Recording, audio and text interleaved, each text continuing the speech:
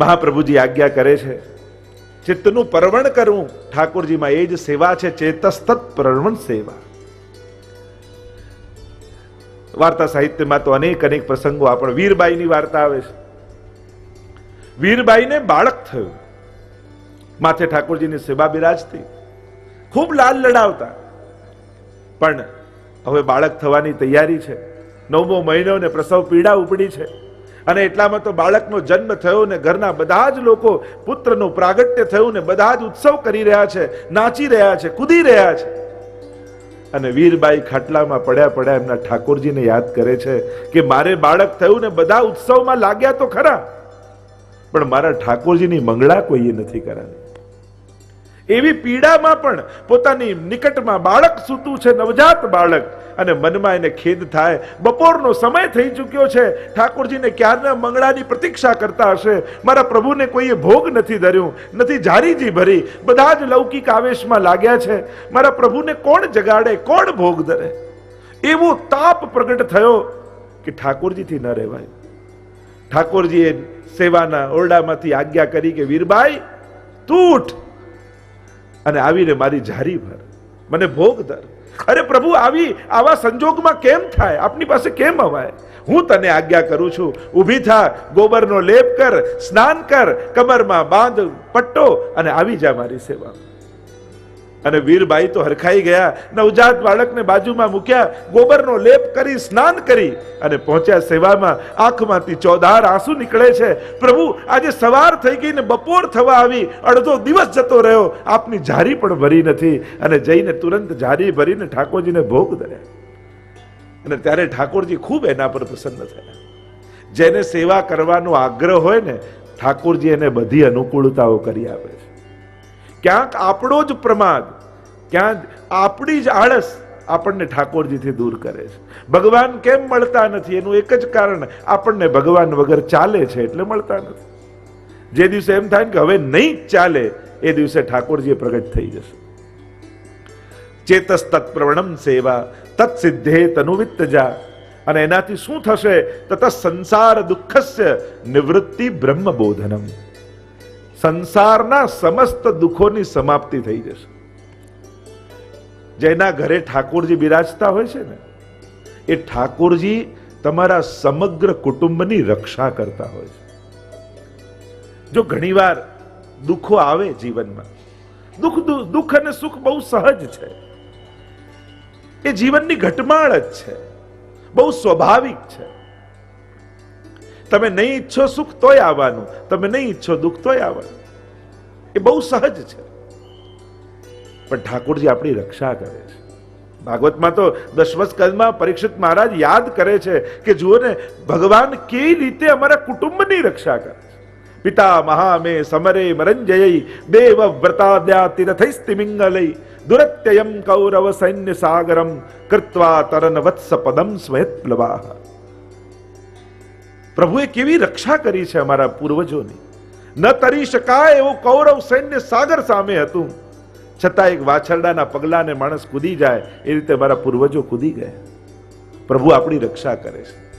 જો ઘણા ઘણા દુઃખો આવે, અને જીવનમાં આવ્યા હશે દરેકને, ઘણી વાર એમ લાગ્યું હશે કે હવે ફસાઈ ગયા, હવે ખતમ, હવે કેમ પાર નીકળીશું, પણ ઠાકોરજીએ ઉગારી લીધા. તો દુઃખો આવ્યા, એમાંથી પ્રભુએ બચાવ્યા, એ તો યાદ છે, પણ કેટલા દુઃખો આપણા સુધી પ્રભુએ પહોંચવા જ દીધા નથી, એ તો આપણને ખબર નથી. દુઃખોમાંથી બચાવ્યા એ તો યાદ છે, પણ પ્રભુએ કેટલા દુઃખોને દરવાજેથી પાછા વાળી દીધા, એ તો આપણને ખબર નથી હોતી. પ્રભુ રક્ષા કરતા હોય છે, અને એટલા માટે દરેકના ઘરમાં પ્રભુ બિરાજવા જોઈએ.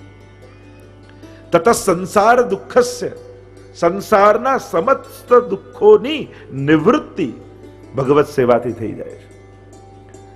અને અનેક અનેક પ્રસંગો વાર્તા સાહિત્યમાં છે, હમણાં એનો વિસ્તાર નથી કરતો. અને નિવૃત્તિ બ્રહ્મ બોધનમ, બ્રહ્મનું બોધન થશે. ગીતાજીમાં ભગવાન કહે છે કે મને જાણવું અઘરું છે, કોઈ કરોડોમાં એક વ્યક્તિ મને ઓળખી શકે છે, પણ જે ભગવત સેવા કરે છે એને પ્રભુ સંબંધી ત્રણેય જ્ઞાન થઈ જાય છે. મહાત્મ જ્ઞાન, સ્વરૂપ જ્ઞાન અને તત્વ જ્ઞાન. આ ત્રણેય રીતે પ્રભુનું જ્ઞાન એને થાય. આગળ હવે આ પ્રભુ કોણ છે એનો પરિચય ત્રીજા શ્લોકમાં શ્રી મહાપ્રભુજી આપણને કરાવે છે કે જે કૃષ્ણ સેવાની વાત કરીએ છે તે કૃષ્ણ તત્વ છે કોણ, એ પરબ્રહ્મ કોણ છે એનો પરિચય આપતા તૃતીય શ્લોકમાં મહાપ્રભુજી આજ્ઞા કરે, પરમ બ્રહ્મ તુ કૃષ્ણો હિ. મેં ગઈકાલે જ વાત કરી હતી, પરબ્રહ્મ, અવતાર અને દેવતા, આ ત્રણ કક્ષાઓ છે. તમે દેવતાને ભજો છો, કોઈ અવતારને ભજો છો કે પરબ્રહ્મને ભજો છો. જેને ભજશો એને પામશો. મહાપ્રભુજી કહે પૂર્ણને ભજવું. અલ્પાશ્રયો ન કર્તવ્યો, કર્તવ્યો મહદાશ્રય. પૂર્ણનો આશ્રય કરવો. ઓમ પૂર્ણમદ પૂર્ણમિદમ પૂર્ણાત પૂર્ણમુદચ્યતે પૂર્ણસ્ય પૂર્ણમાદાય પૂર્ણમેવાવશિષ્યતે. તે પૂર્ણ બ્રહ્મ શાસ્ત્રોમાં કૃષ્ણ નામથી પરિચિત થયો છે. તે પૂર્ણ બ્રહ્મ સચ્ચિદાનંદકમ બૃહત. બીજો છે અક્ષર બ્રહ્મ. અક્ષર બ્રહ્મ ભગવાનનું નિવાસ સ્થાન છે. એ અક્ષર બ્રહ્મની ભીતર ગોલોક ધામ છે અને એની અંદર અનેક કુંજ નિકુંજો વૃંદાવનમાં બિરાજે છે, જે દર્શન ગોપાલદાસજીને પણ કરાવ્યા ગુસાઈજીએ. અને એની ભીતર પુરુષોત્તમ બિરાજે છે. તો એ અક્ષર બ્રહ્મ સચ્ચિદાનંદક રૂપ છે અને દ્વિરૂપમ તદ્ધિ સર્વમ સ્યાદેકમ તસ્માદ વિલક્ષણમ. અને એ અક્ષર બ્રહ્મ જગત રૂપે પરિણમિત થયો છે, જીવ રૂપે પરિણમિત થયો છે, એમ કહેતા ચોથા શ્લોકમાં શ્રી મહાપ્રભુજી સમજાવે. હવે જગતનું સ્વરૂપ મહાપ્રભુજી સમજાવશે. બ્રહ્મનું સ્વરૂપ સમજાવ્યું, હવે બ્રહ્મમાંથી જગત પરિણમિત કેમ થાય, જે શુદ્ધાદ્વૈત બ્રહ્મવાદનો સિદ્ધાંત, અને એમાં મહાપ્રભુજીએ બ્રહ્મ, જીવ અને જગત આ ત્રણેયની જે વ્યાખ્યાઓ કરી છે એનો એક આછો ખ્યાલ મહાપ્રભુજી આપણને આ સિદ્ધાંત મુક્તાવલી ગ્રંથમાં આપે છે. તો આ જગત માટે અનેક અનેક શાસ્ત્રોમાં અનેક અનેક વ્યાખ્યાઓ કરવામાં આવી છે અને એટલા માટે અનેક અનેક મતો છે. દ્વૈતાદ્વૈત, વિશિષ્ટાદ્વૈત, અદ્વૈત, અનેક અનેક આચાર્યોના અનેક અનેક મતો છે. અહીંયા મહાપ્રભુજી એ બધા મતોને સમજાવતા કહે છે કે અપરમ તત્વ પૂર્વસ્મિન વાદિનો બહુધા જગુહુ. આ જગત માટે અનેક પ્રકારના વાદ શાસ્ત્રોએ બતાવ્યા છે, આચાર્યોએ બતાવ્યા છે. જેમ માયાવાદમાં માયાવાદી સમજાવે છે કે પરમાત્માની જે શક્તિ છે માયા, અને માયાથી આ જગત પરિણમિત થયું છે, સર્જન થયું છે. સાંખ્ય મત આદિ સમજાવે છે કે જગત સગુણ છે, પુરુષ પ્રકૃતિના સંયોગથી જગતનું નિર્માણ થાય છે અને પ્રકૃતિના જે ત્રણેય ગુણો છે સત્વ, રજ અને તમ, એનો જ વિસ્તાર આ જગત રૂપે પરિણમિત થયો છે. આગળ મીમાંસકો સમજાવે કે જગત સ્વતંત્ર છે અને જેવું કર્મ કરો એવી પ્રાપ્તિ ને એવો જન્મ થાય છે મનુષ્યનો, એટલે જગત કર્મ પ્રમાણે બદલાતું રહે છે. ન્યાયશાસ્ત્ર અને વૈશેષિક જગતનું વિશ્લેષણ કરે છે. એ મહાપ્રભુજી બધા મત માયિકમ સગુણમ કાર્યમ સ્વતંત્રમ ચેતિ નૈકદા, જગત માટે જે જુદા જુદા મતો છે સમજાવ્યા છે. અને પછી મહાપ્રભુજી પોતાનો મત સમજાવશે કે જગત ઈશ્વરનું કાર્ય છે અને ઈશ્વર કારણ છે, જગત કાર્ય છે અને કાર્યની ઉત્પત્તિ આ ઈશ્વરથી થાય છે, એવો એક મત છે. પછી નાસ્તિક મતો આવે, બૌદ્ધ, જૈન, ચારવાક આદિ આદિ મતો, કે જેને સર્વક્ષણિકમની જ્યાં વાત છે, ઈશ્વરનો જ્યાં સ્વીકૃતિ નથી, જ્યાં વેદની પ્રમાણિકતાને સ્વીકારાતું નથી, તો ત્યાં એના મતોનું વર્ણન કરવામાં આવે. તો જગત માટે જુદી જુદી શાસ્ત્રોમાં વ્યાખ્યાઓ કહી છે. મહાપ્રભુજી સમજાવતા આપણને કહે છે કે આ જગત નિરાનંદ છે, બ્રહ્મમાંથી પ્રગટિત થયું છે અને કાર્ય કારણ અભેદાત જે બ્રહ્મસૂત્ર છે. અને એટલા માટે મહાપ્રભુજી જગતને પણ સત્ય માને છે. અન્ય જગ્યાએ જગતને મિથ્યા કહ્યું, પણ જો બ્રહ્મ સત્ય છે અને બ્રહ્મ જો કારણ છે તો સત્યમાંથી અસત્યનું પ્રાગટ ન થઈ શકે. રૂપ નામ વિભેદેન જગત ક્રીડતી યો યતઃ. મહાપ્રભુજી જગત અને સંસારને જુદા કરીને બતાવે છે. મહાપ્રભુજી કહે જગત સત્ય, તો માયાવાદમાં પ્રશ્ન જગાવ્યો, સત્ય તો એને કહેવાય જે ત્રિકાલા બાધિત હોય, જે પહેલા હતું, આજે છે ને પછી એ રહેવાનું છે, એને જ સત્ય કહેવાય. તો જગત પહેલા નહોતું, ભગવાને સર્જન કર્યું અને પછી વિસર્જન થશે, લય થશે, ત્યારે પછી જગત નહીં રહે, તો એને સત્ય કેમ કહેવાય? તો મહાપ્રભુજી આવિર્ભાવ અને તિરોભાવની ફિલોસોફી આપે છે. અહીંયા સર્જન અને નાશ નથી, પણ જ્યારે પ્રભુને ક્રીડા કરવી હોય ત્યારે બ્રહ્મ જ જગત રૂપે પરિણમિત થાય છે. જેમ વેદાંતમાં કાચબાનું ઉદાહરણ આપવામાં આવે, કાચબાને જ્યારે કાર્ય કરવું હોય ત્યારે પોતાનું મુખ અને પગ બહાર કાઢે, અને જ્યારે શાંત રહેવું હોય ત્યારે ઇન્દ્રિયોને પાછી ખેંચી લે. એમ જ ભગવાન જ્યારે લીલા કરવી હોય ત્યારે પોતે જ જગત રૂપે પરિણમિત થાય છે, અને પછી જ્યારે વિસર્જન કરે ત્યારે ભગવાન જગતને પોતાનામાં તિરોધાન કરી લે છે. એટલે અહીંયા આવિર્ભાવ અને તિરોભાવ એની ફિલોસોફી મહાપ્રભુજી આપી છે. પણ એ વાતને સમજાવતા મહાપ્રભુજી સિદ્ધાંત મુક્તાવલીમાં ગંગાજીનું ઉદાહરણ આપે છે. બ્રહ્મ, પૂર્ણ બ્રહ્મ, પરમ બ્રહ્મ, અક્ષર બ્રહ્મ અને ક્ષર બ્રહ્મ, આ ત્રણેયને સમજાવવા માટે ગંગાજીનું એક્ઝામ્પલ મહાપ્રભુજી આપે છે. અને એટલા માટે અહીંયા કહ્યું, ગંગાવત જ્ઞેયમ સા જલ રૂપિણી.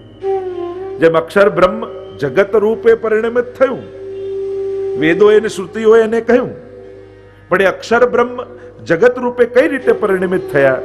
તો કે જેમ ગંગાજીનું જલ. ગંગાજીના જલનું ઉદાહરણ આપતા મહાપ્રભુજી સમજાવે છે, ત્રણેય સ્વરૂપ સમજાવે, આદિ ભૌતિક, આધ્યાત્મિક અને આદિ દૈવિક. સીધી ભાષામાં, સરળ ભાષામાં જો તમને સમજાવું તો જેમ એક ગંગાજી જલ પ્રવાહ રૂપે છે, બીજા ગંગાજી તીર્થ રૂપે છે, અને ત્રીજા ગંગાજી દેવી રૂપે છે. તો જલ છે એ ભૌતિક સ્વરૂપ, તીર્થ રૂપ ગંગાજી છે એ આધ્યાત્મિક સ્વરૂપ, અને દેવી રૂપ ગંગાજી છે એ આધિદૈવિક સ્વરૂપ છે. એમ જ આધિદૈવિક સ્વરૂપ એ પૂર્ણ બ્રહ્મ, જગત રૂપ એ અક્ષર બ્રહ્મ, અને ત્રીજું જે કહ્યું આધિદૈવિક જે અક્ષર બ્રહ્મ અને આદિ ભૌતિક સ્વરૂપ એ જળ સ્વરૂપ, જળ સ્વરૂપે જે જગત દેખાય. તો એ વાતને સમજાવતા 6ઠા, 7મા અને 8મા શ્લોકમાં મહાપ્રભુજી ગંગાજીનું ઉદાહરણ આપી જગતનું ભૌતિક, આધ્યાત્મિક અને આધિદૈવિક આ ત્રણેય સ્વરૂપ સમજાવી કે તીર્થ રૂપે જેમ બુદ્ધિ રાખી કોઈ ગંગાજીનું આરાધના કરે, વહે છે જલ રૂપે, છતાં એની ભક્તિને જોઈ ગંગાજી એને ભોગ અને મોક્ષ બંને આપે છે. જેને ગંગાજીમાં મહાત્મ બુદ્ધિ છે કે આ સાક્ષાત પ્રભુનું ચરણોદક છે અને પરમ પાવન કરનારી આ ગંગા માં છે, અને આવી મહાત્મ બુદ્ધિ રાખે તો એને ફલની પ્રાપ્તિ થાય. એનાથી આગળ જે ગંગાજીમાં દેવી બુદ્ધિ રાખે કે નદી તો છે પણ એ ગંગા દેવી પોતે છે, અને આવી મહાત્મ બુદ્ધિ સાથે જ્યારે આરાધના કરે તો એ ભક્તને જલના પ્રવાહમાં વહેતા ગંગાજી દેવી સ્વરૂપે પણ દર્શન આપે છે. કહેવાનો અર્થ કે જે જગત રૂપે અક્ષર બ્રહ્મ છે, તો પૂર્ણ બ્રહ્મમાંથી જ અક્ષર બ્રહ્મ પ્રગટ થયા, અને અક્ષર બ્રહ્મ જ જગત રૂપે પરિણમિત થયા છે. એટલે કે આ જગતમાં પણ જે ભગવત બુદ્ધિ રાખે તો આ જગતમાં એને કૃષ્ણના દર્શન થાય છે. જો તમારી ભક્ત બુદ્ધિ છે તો હરિ વ્યાપક સર્વત્ર સમાના, અને પ્રેમ તે પ્રગટ હોઈ મેં જાના. જેમ ઠાકોરજી પ્રગટ થયા ત્યારે દશમ સ્કંદના સુબોધરીમાં મહાપ્રભુજી સમજાવે કે જેમ સરોવરમાં લીલ બાજી ગઈ હોય અને ક્યાંય પાણી ન દેખાતું હોય, ચારે બાજુ લીલ દેખાતી હોય, પણ જેટલા ભાગમાં લીલ ખસેડો તો ત્યાં જલ દેખાવા લાગે. એમ જેટલા ભાગમાં પ્રભુ માયાને ખસેડી લે એટલા ભાગમાં પ્રભુનું પ્રાગટ્ય થતું આપણને દેખાય. બાકી પ્રભુ તો કણે કણમાં વ્યાપેલા જ છે. ઈશાવાસ્યમિદમ સર્વમ યત કિંચિત જગત્યામ જગત તેન તક્તેન ભુંજિત્થા માગ્રધક સિદ્ધનમ. જે ઈશોપનિષદમાં વાત કરી કે ઈશાવાસ્યમિદમ સર્વમ, આ ઈશનો આવાસ છે જગતે, અક્ષર બ્રહ્મમાંથી પરિણમિત થયેલું છે. અને એટલા માટે અહીંયા સમજાવ્યું કે જેમ ગંગાજી દેવી સ્વરૂપે દર્શન આપે, એમ જગતમાં ભગવત બુદ્ધિ રાખનારા વ્યક્તિને ભગવાન કણે કણમાં કૃષ્ણ સ્વરૂપે દર્શન આપે છે. ગીતાજીમાં જેમ કહ્યું, યોમામ પશ્યતિ સર્વત્ર સર્વમ ચ મયી પશ્યતિ તસ્યાહમ ન પ્રણશ્યામિ સચ મે ન પ્રણશ્યતિ. સીધી સાદી વાત, એક નાનકડું બીજ હોય, કોઈ પ્રશ્ન કરે કે આ બીજ વાવશો એમાંથી ફળ ક્યાંથી ઉગશે, આમાંથી સફરજન ને કેરી ક્યાંથી ઉગે, ક્યાં છે આમાં કેરી, ક્યાં છે આમાં સફરજન, ક્યાં છે આમાં ડાળી, ક્યાં છે આમાં પત્તા? પણ સમજદાર સમજે કે આ બીજ ભૂમિમાં વાવીશું ને ફણગા ફૂટશે ને આમાંથી ફળ પત્તા ડાળી બધું જ ઉગવાનું છે. એમ જ જે ભગવત બુદ્ધિ રાખે છે, જેની મહાત્મ બુદ્ધિ ભગવાનમાં છે અને જેને એવું જ્ઞાન છે કે ભગવાનમાંથી જ બધું પરિણમિત થયું છે, એવી દ્રઢ જેને શ્રદ્ધા છે, એને કણ કણમાં કૃષ્ણ અનુભવ કરાવે છે.